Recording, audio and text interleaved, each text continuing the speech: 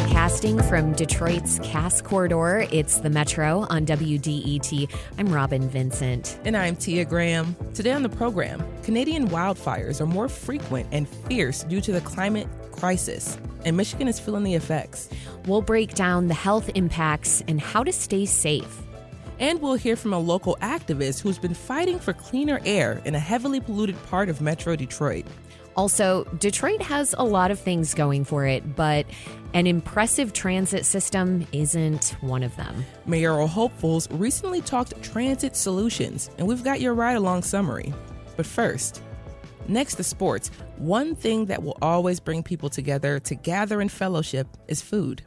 Food is a rich connector that stimulates conversation and connection with people from all walks of life. Food is a necessity, yet humans have found a way to make it so much more. And as important as food is to all of us, it's not easily attainable for more and more people every single day. Cass Community Social Services has a long and rich history located in the historic Cass Corridor, with most of its time being in service to its neighbors and beyond. During the time of its inception, Cass Farms, as it was called in the 1880s, was located among stately homes and important people resided within the community. However, a group of Methodists living on the farm decided to build a church, and under different leadership through the years, the church slowly began to immerse itself within the community in times of need. Its first food pantries were opened during the Great Depression. In the 1940s, it began youth programs like boxing. Through the next decades, it made sure that mental health and senior citizen services were a priority. And the Homeless Drop-In Center and the Interfaith Rotating Shelter was both started in 1988. Cass Community Social Services is now under the leadership of Executive Director Reverend Faith Fowler. And during her time, she has expanding services, bringing in more resources and support for Detroit's most vulnerable populations. This Thursday, Iron Chef Detroit 2 will descend on Eastern Market. The culinary competition will showcase two Cass Corridor chefs and James Beard nominees. Chef Anthony Lombardo of She-Wolf will face 2025 challenger Chef Andy Holliday of Selden Standard. Chef Anthony Lombardo was the champion last year. Iron Chef Detroit was created last year with the goal to establish an annual fundraiser for Cass Community Social Services. It wants to accomplish its goal of fighting poverty, creating opportunity, and building community. Reverend Faith Fowler is here to talk a little bit more about Iron Chef 2 and the support Cass Community Services provides for Detroit. Welcome to the Metro, Reverend Fowler. Thank you, Tia. It's good to be here. Thank you for being here. So, Iron Chef Detroit 2, why a chef cooking competition outside of people just simply love food?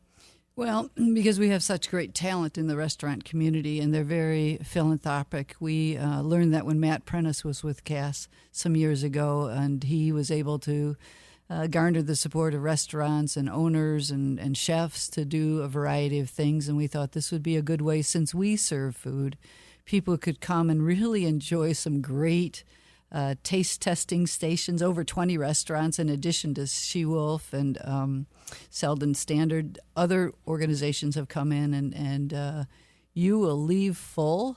You'll leave with good ideas about cooking and how chefs do under the pressure of a clock and with an audience. It is a great, fun time, unlike some sort of stuffy fundraisers. Last year, it was so darn hot. I want to say it was 100 degrees, and nobody left because they wanted to see it through the end. And we're at Eastern Market, of course, without air conditioning, but a great venue, clearly. But nobody left. Everybody stayed till the very end. And we already have 355 people coming this year. We expect it might grow to 500. So it's just a good time, and it is a good way to, fund the things we're doing, not only with food, but with unhoused people and developmentally disabled adults. And so there you have it. Reverend Fowler, I'm just thinking about the fact that, like myself, a lot of folks, we love watching cooking shows, cooking competitions, Hell's Kitchen, you name it, all the shows that require you to sit down and watch someone else cook under the pressure of a clock. But I just think about just the importance of the work that you all do. You talked about, you are in the business of food as well. So how many people are you all currently serving through Cass's food program? I know currently you guys are serving quite a few folks. So we do breakfast, lunch, and dinner dinner every single day of the year, whether there's a blackout or a snowstorm, or it doesn't really matter. People need to eat, right? We do roughly 700,000 meals a year out of a relatively small kitchen, utilizing a very small staff, but many, many volunteers to make meals that are good for you, healthy, right? Yeah. Which is so important if you're not getting regular food. And some of it we grow, but we also work with others, Forgotten Harvest and Gleaners, and religious organizations collect food for us to use and to give away. So it's a whole village, as they say. Yeah.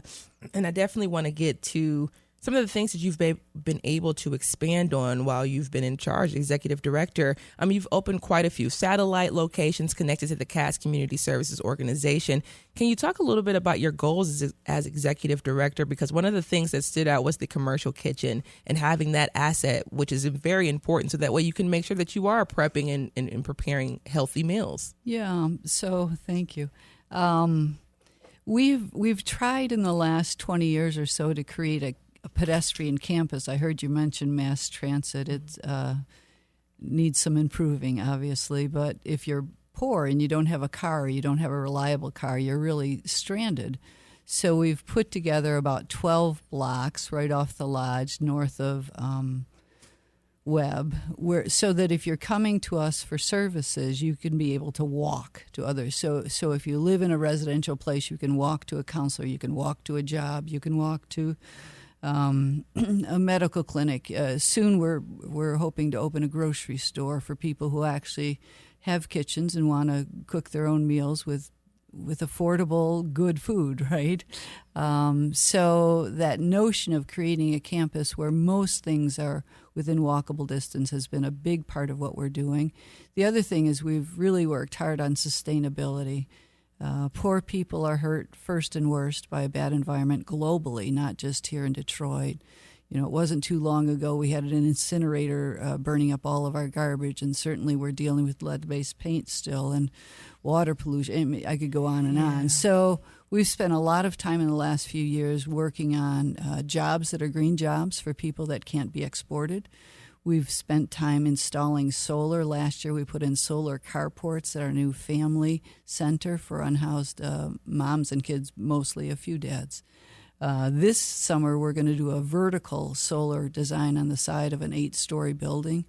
I think it'll be the only one like it in Michigan, but it will reduce. We spend $50,000 a year just on electricity from that building. Oh, my gosh. So to reduce the cost of electricity, but at the same time to demonstrate for our community and others that there are things you can do that will make a substantial difference in terms of global warming and your carbon footprint.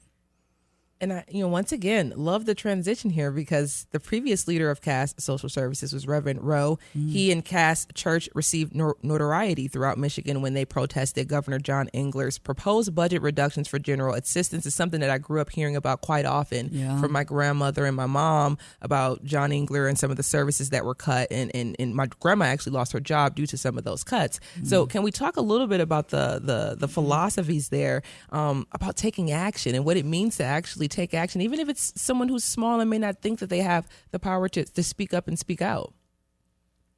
Well, everyone always has power. We need to say that right up front. Whether it's here in Detroit or in Lansing or Washington, I think sometimes the goal is to get people to disengage or not to be involved. But that's not the notion, the Constitution, the dream of America that we should have, right? Everybody has a voice. Everybody has a vote. You know, because you work at this great station, that federal cuts are looming, and we should speak up for things we believe in and projects that really do make a difference. And it doesn't mean we're always going to be popular. In fact, most prophetic people aren't popular. But we have to use our voices, all of us. Yes. And can you talk about a few of the philosophies that Methodists follow that actually lend to being able to use your voice and knowing that you have power in your voice? Yeah, sure. So John Wesley was the founder of the Methodist Church, and he was a great believer in social action. I wouldn't say so much social justice, but he opposed slavery. He worked in the prisons. He started a credit union. He started a jobs program. So he understood that faith is critical. I mean, if you're not talking about faith and beliefs and values, then you've lost your reason to exist as a church. But at the same time, if you're only talking about things, if you're not doing things, Wesley had a great quote about do all the good you can in all the places you can, and it doesn't let you off the hook. I mean, just getting to heaven is never just the goal, huh? Yeah. That we should bring more heaven to earth if we possibly can. Not that we're saviors, but that we're part of the human family and we should be making life better for each other.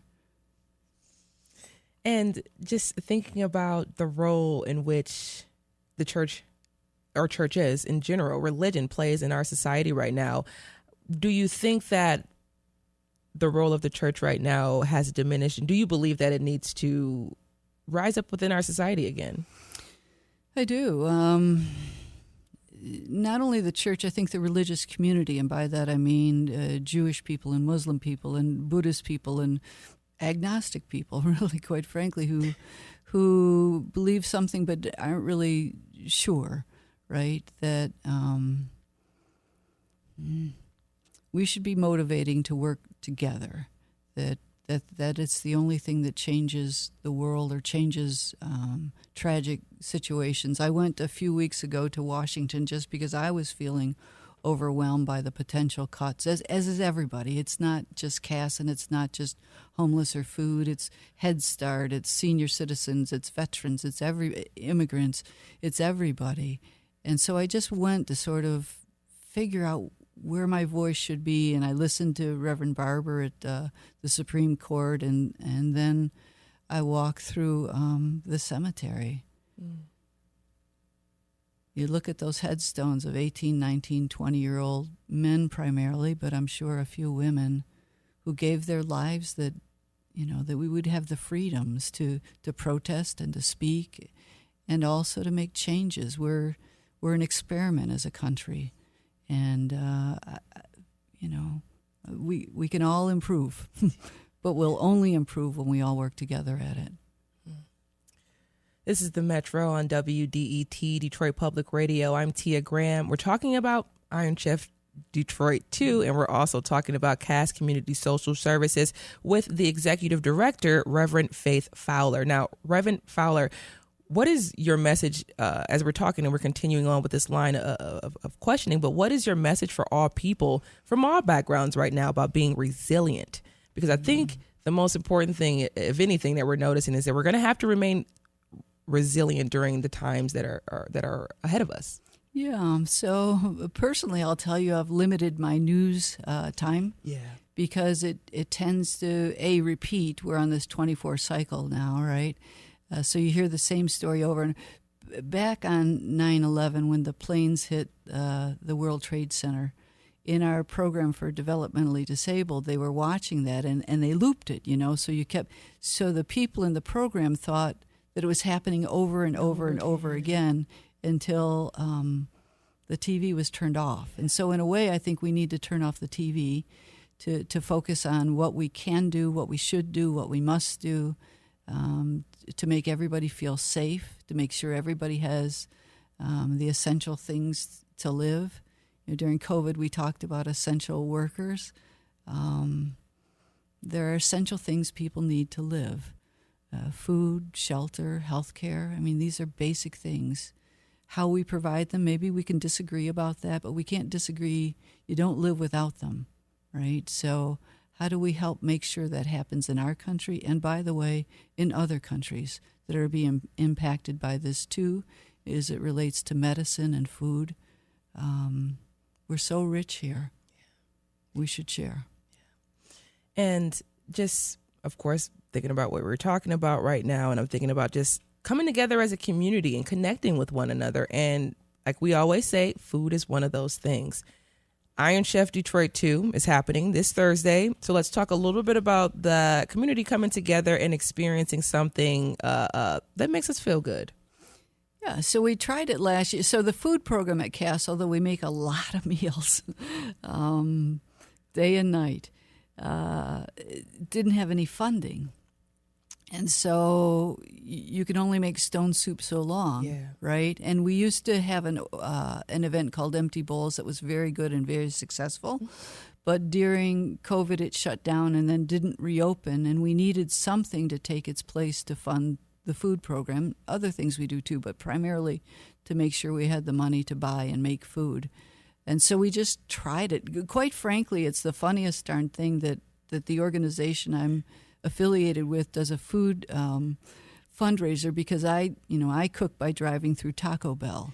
The chalupa is my favorite. However, I like to eat, and so that's a good thing. And so we just tried it, wondering if there would be an appeal to people, because they do like the cooking shows, right? And we were amazed for a first-time event to have that kind of crowd. To raise money on a first-time fundraiser is an anomaly.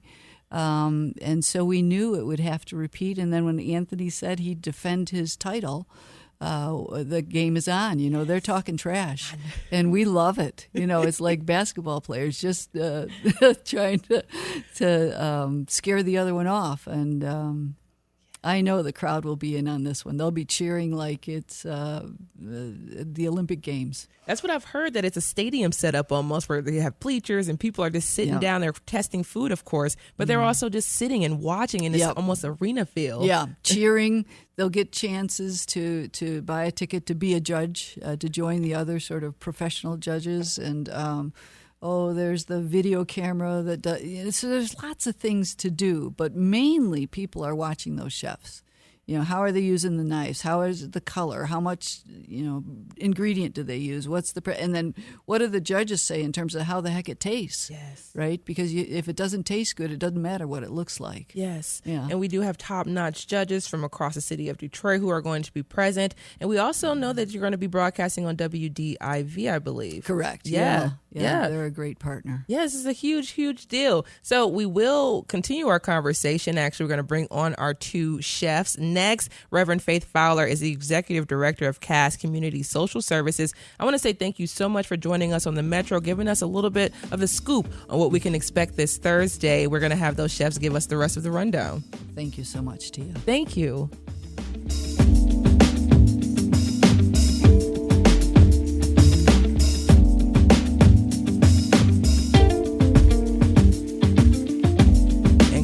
We'll have those two chefs who will battle it out this Thursday at Iron Chef Detroit 2. And we're going to learn a little bit more about giving back to the community. We will be right back right here on the Metro. You all stay right there.